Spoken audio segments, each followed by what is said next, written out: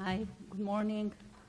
Thank you, Gidi and Martin, for inviting me to participate in this important conference. For over a century and a half, scholars have been investigating the written works from the Second Temple period, striving at a reconstruction of the spiritual atmosphere of the segmented Jewish society from which both Christianity and Rabbinic Judaism sprouted.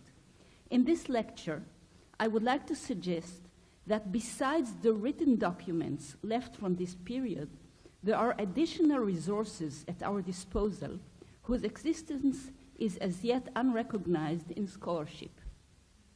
I'm alluding to the possibility that popular historical or pseudo-historical traditions, either oral or written, circulated in various Jewish circles during the period stretching from the Hasmonean revolt to Josephus' day. Although this complex of Jewish legends from Second Temple times was not preserved in its original form, a fraction has survived in the works of Josephus on the one hand and in rabbinic works on the other. Notwithstanding the significant differences between Josephus' works and rabbinic literature, the two corpora strikingly reflect a shared storehouse of anecdotal traditions concerning post-biblical persons and events from the conquest of Alexander the Great to the destruction of the Second Temple. The compilation and characterization of these sources, which were preserved by means of two such different corpora, brings us closer to reconstruction of a lost literary continent, a hidden Jewish Atlantis. Uncovering pieces of this continent might give us an idea of the way various Jewish factions during this period perceived the events of their own time and those that immediately preceded them. Because these traditions were embedded in later compositions, this endeavor requires tracking the adaptive processes applied to the ancient sediments absorbed into these two disparate corpora. In a project recently completed by Tal Ilan from the Free University of Berlin and myself, we created a complete corpus, hitherto not compiled, of the parallel traditions regarding the Second Temple figures and events found in both the writings of the historian Josephus and in rabbinic literature. We investigated the origins of these traditions, their literary character, their reception history, and the relationship between Josephus' sources and those of the rabbis. In the current paper, I'm going to present one example out of 35 such parallel stories and try to demonstrate how it might serve as a means to unravel later literary layers, discover lost pre-Josephan and pre-rabbinic sources, and reconstruct the manners in which these pre-rabbinic materials were adapted and integrated into later sequences. Finally, I hope to show how it enables to characterize the nature, genres, and conjectured origins of this Jewish literary treasure trove. The tradition we're going to examine describes a miraculous event involving John Hyrcanus, the Hasmonean high priest and ruler, who reigned in the years 134 BCE to 104 BCE. While in the temple, he hears a heavenly voice proclaim that some children or young men achieved victory in battle. It subsequently turns out that these youngsters had indeed been victorious on that very day at that precise hour. Let us turn to our first source in the Tosefta. Number 1, I'll read the Hebrew, you can follow the English. יוחנן כהן גדול שמע דבר מבית קודש הקודשים. ניצחון תליה דאזלון להגחה קרבה באנטחיה. ניצחו הילדים הנערים שהלכו להילחם באנטיוכיה. וכתבו אותה שעה ואותו היום וכיוונו, ואותה שעה הייתה שניצחו. Intriguingly, this very same tradition appears in Jewish antiquities. From the Josephan context, it is clear that the direct historical background for this tradition touches on John Hyrcanus' conquest of the city of Samaria in 107 BCE, following a lengthy siege. The reference is to John's sons, Antigonus and Aristobulus, who engaged the forces of Antiochus Cyzicenus at Samaria. I'll read the English. And number 2, now about the high priest Hyrcanus, an extraordinary story is told, legatai, how the deity communicated with him. For they say that on the very day on which his sons fought with Cyzicenus, Hyrcanus, who was alone in the temple, burning incense as a high priest, heard a voice saying that his sons had just defeated Antiochus. And on coming out of the temple, he revealed this to the entire multitude. And so it actually happened. This then was how the affairs of Hyrcanus were going. This legend belongs to a well-known topos in the contemporary literature. Similar stories were recounted by Roman historians regarding an individual who saw in spirit dramatic events at the very moment of their occurrence. Testimonies regarding a heavenly voice that proclaimed a Roman victory and oracles that foretold the future appointment of Vespasian as an emperor. Moreover, this is not the sole attribution of the gift of prophecy in Jewish sources to John Hyrcanus. It is prevalent elsewhere in Josephus, and Qumran scholars have suggested that an echo of the tradition attributing prophecy to John Hyrcanus may have survived in 4Q Testimonia. Linguistic features. The Josephan and Toseftan versions of this brief Agadah are nearly identical. This applies not just to content, but also to language.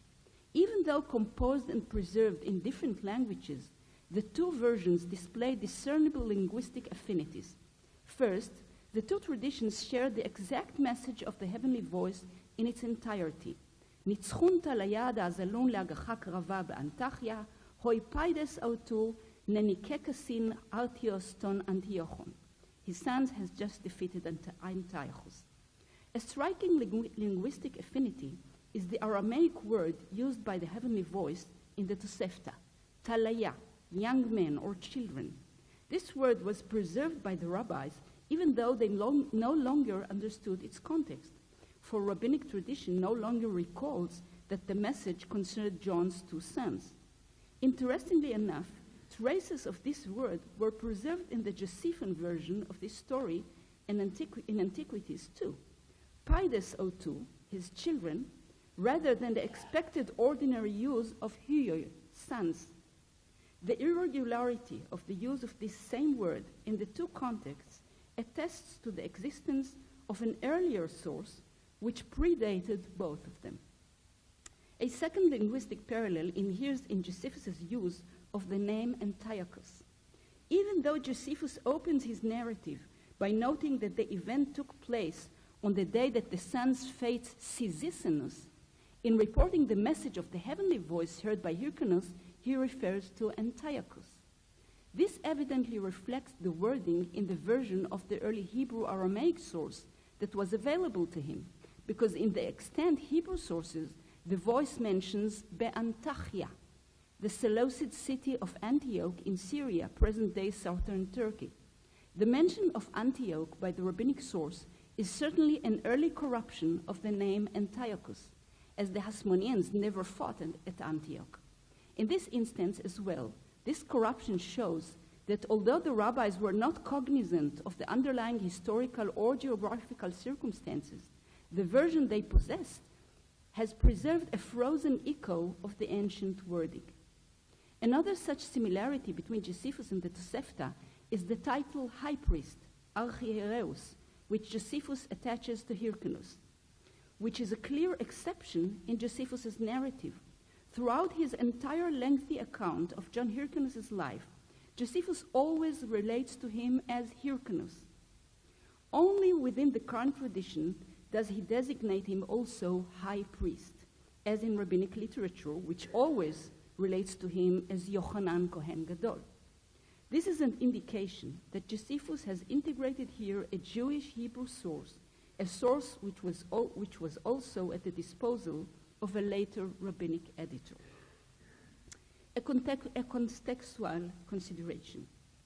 That the parallel traditions in Josephus and rabbinic literature were in this instance interpolated from an external source and did not originate in the works where they are cited, is readily apparent.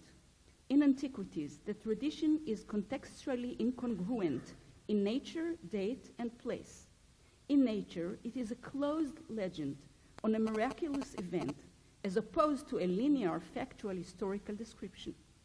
In date, it returns to the moment of victory over Cyzicenus at a distance of several sections from its factual account, and after a mention of several intervening events. In place, the arena is the temple, not the battlefield. The story also stands out against the following section, another interpolation evidently taken from Strabo that surveys the condition of Egyptian Jews. Comparison to war, the Jewish war, shows that these both passages, the story of John Hyrcanus and the heavenly voice, and the survey of Egyptian Jewry, were in antiquities interpolated into an existing narrative. The expressions that frame its opening and closing also underscore the incongruity of the Hyrcanus story in this context. Josephus prefaces the story with an overall summary of its contents. Now about the high priest Hyrcanus, an extraordinary story is told how the deity communicated with him, which is in Josephus indicative of an interpolated source. Also the use of legatai, they say, and the emphatic fasingar, for they say, indicates a folk tale as opposed to the preceding sequence. Josephus closes the account of the tradition with his own ending. This then was how the affairs of Hyrcanus were going, end quote. This return to the interrupted sequence of his narrative also typifies his way of interpolating external sources. But various features suggest that the tradition is anomalous not just in Josephus but also in the Tosefta. This is clear first and foremost from the Aramaic expression, which is evidently an exception in this work. Aramaic expression within Tannaitic literature are typical of earlier strata, which is now and then cited by the sages, such as the ancient formal formulas of legal documents, the ketubah, the get, and the like. Let us also take a look at the wider context in the Toseftan chapter. This is number 3 on your handouts. The Tosefta states, after the latter prophets Haggai, Zechariah, and Malachi had died, the Holy Spirit ceased from Israel. I'll now read it in Hebrew.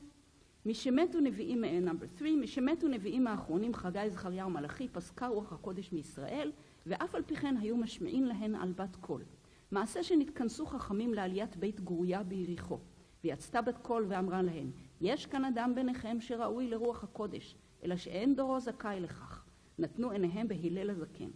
שוב פעם אחת היו יושבים ביבנה ושמעו בת קול אומרת, יש כאן אדם שראוי לרוח הקודש, אלא שאין הדור זכאי. ונתנו עיניהם בשמואל הקטן. Now our tradition, יוחנן כהן גדול שמע דבר מבית קודש הקודשים, ניצחונתא ליד הזלון להדחה קרבה באנטחיה וכתבו אותה שעה ואותו היום וכיוונו, ואותה שעה הייתה שניצחו.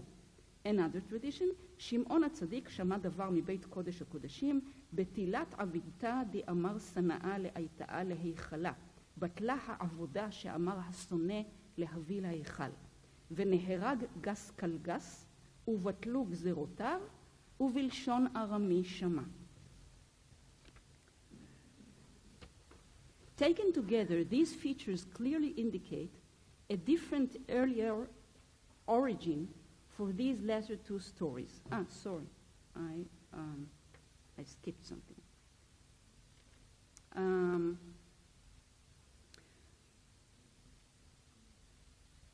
Sorry.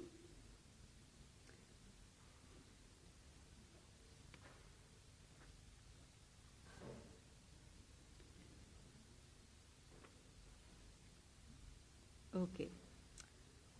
Ironically enough, the only message of the heavenly voice is that these rabbis will never experience another heavenly voice since the generation does not deserve it. In other words, even the last vestiges of prophecy are gone, and the rabbis are the heirs of the prophets.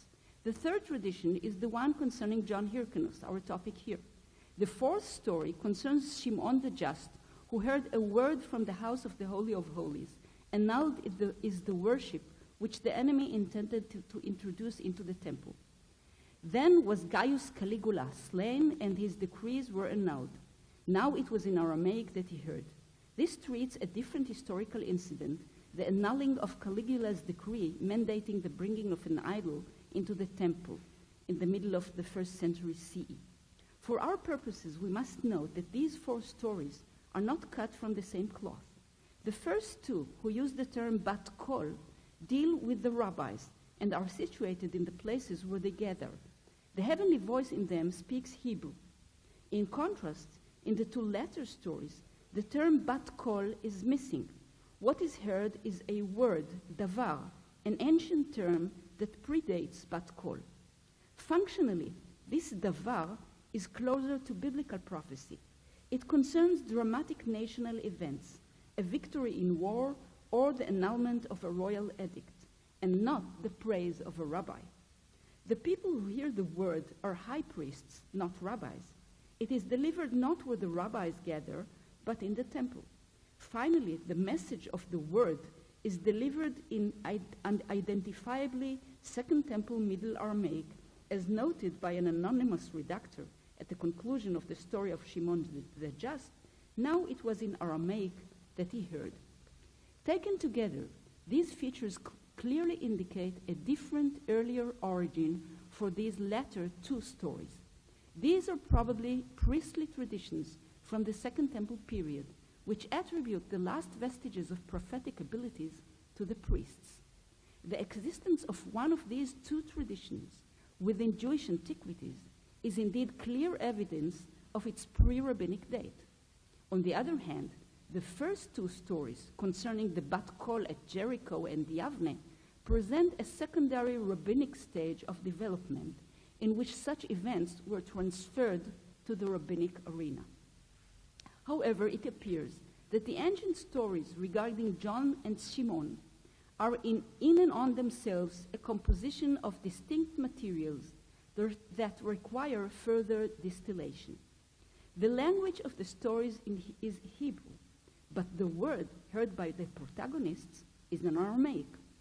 The anonymous redactor of the story of Shimon in the Tosefta attributed this to the mysterious nature of the heavenly voice, which spoke Aramaic. The Babylonian Talmud as well concludes that, as opposed to the angels, it is the nature of heavenly voices to speak Aramaic. It is more likely, however, that the message was in Aramaic not because of its attribution to a heavenly voice, but because it originated in a different Aramaic language context. Support for this supposition comes from Megillat Ta'anit, the scroll of fasting. Number 4. This ancient list, which was evidently redacted in the late Second Temple period, enumerates dates on which it was forbidden to fast because of joyful events or victories. Accompanying each date is a brief Aramaic explanation of the event that bars fasting. The event for 22nd of Shvat is described as follows: Betilat avilta de amar sana'a le'aita'a lehichala. The pagan cult which the enemy ordered to bring into the temple was cancelled. The scholarly consensus holds that this undoubtedly refers to the annulment of Caligula's decree alluded to in our Tosefta. Note, however, that in Megillat Ta'anit, this description stands independently as a factual description of an event. It is not placed in the mouth of a heavenly voice or a word. Thus, it must have originally had an independent existence as a brief description of an event, and was only secondarily placed in the mouth of a mysterious voice emanating from the Holy of Holies. Does this then mean that the author of the story of Shimon in the Tosefta took the language of the heavenly voice from Megillat Ta'anit? This appears unlikely as well. Look at the table in number 4. Because the word heard by John Hyrcanus, which is so similar to that heard by Shimon, does not appear in Megillat Ta'anit. Thus, if the redactor of the story of John did not need Megillat Ta'anit for words to put in the mouth of his heavenly voice.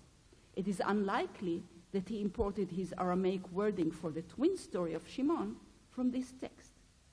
In light of this, I argue that the language that defines the holiday 22nd of Shvat originated in an external context that predated the redaction of Megillat Ta'anit, just as it predated the Tosefta.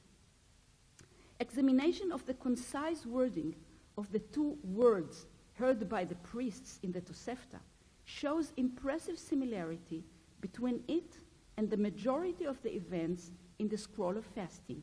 Look at number 5. Note the following examples. Nitzchun talaya de'azalun le'agacha krava be'Antiochia. Tosefta, the young men who went to make war against Antioch have been victorious. Betilat avidta de'amar sana'a le'aita'a le'heichala. Tosefta and Megillat Ta'anit, the pagan cult which the enemy ordered to bring into the temple was cancelled. And the following examples, all only from Megillat Ta'anit. Itnetalat adkarta min shtara, achidat shomron shura, yetivat knishta al dina, netal Antiochus min Yerushalem. All these phrases bear the same stamp. All are in Middle Aramaic, open with the predicate followed by the subject, and concisely describe a historical event. With regard to the victory of John's sons, there is no doubt that it came from a separate source, for it is missing from Megillat Ta'anit. This leads to the conclusion that other phrases in this list probably also emanate from an Aramaic list which preceded both Megillat Ta'anit and the Toseftan stories. Recently, John Collins voiced the possibility that lost historical traditions, either oral or written, underlie the Psharim, the Qumran Psharim, and other Qumran texts that allude to various historical events without specifying what they were. He suggested that these sources resemble the three very fragmentary calendrical texts, 4Q331 to 4Q333, which mention the names of the priestly courses and historical events. Our endeavor appears to be allied with Collins' scholarly intuition in seeking this literature whose existence is gradually being affirmed from different directions. Conclusion. Through the inspection of the relationship between the various Second Temple and rabbinic sources, we're now able to identify three stages in the development of the episode of John Hyrcanus, from the battlefield to the temple, and from there to the rabbinic attic. A.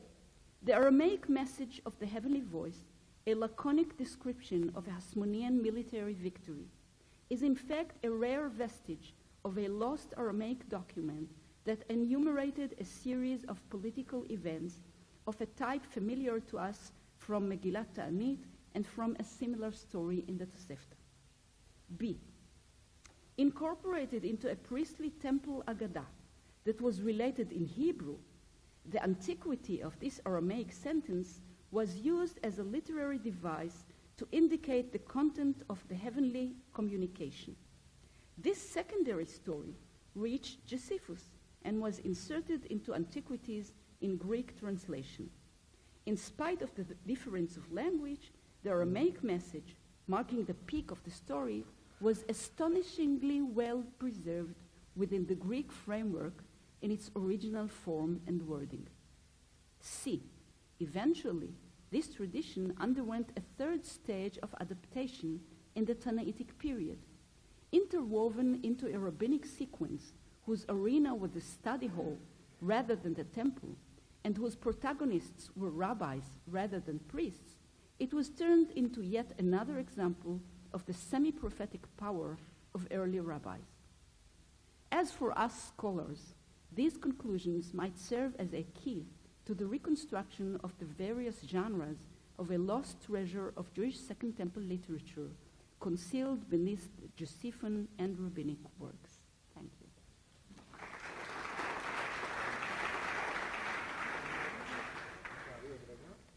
Thank you very much, Bird. We move from the analysis of minerals to textual analysis. Any comments or questions to Bird, Martin? Yes, you show very beautifully that these traditions must be around. I'm sure you're right. But the main message that we learn is the extent to which the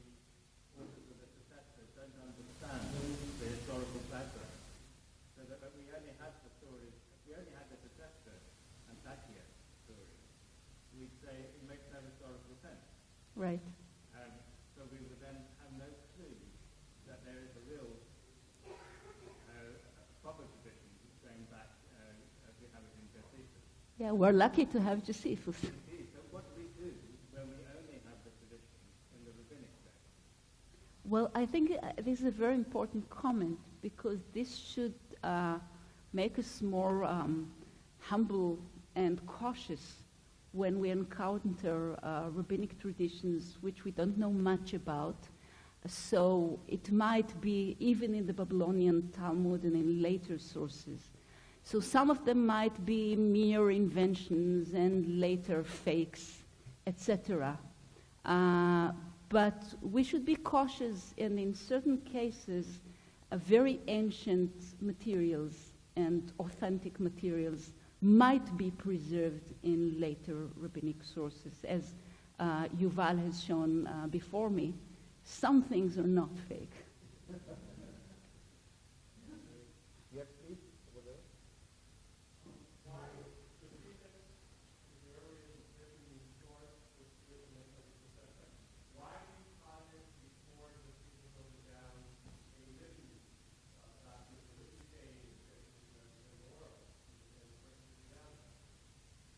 Well, I didn't say that it was written.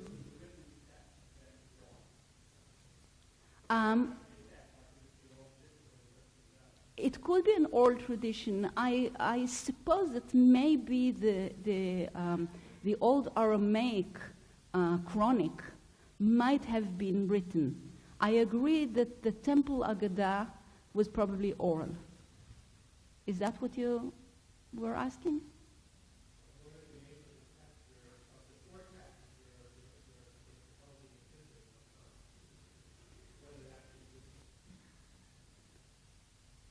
I didn't hear you well, but without a mic. But You want to stand up again, Jonathan?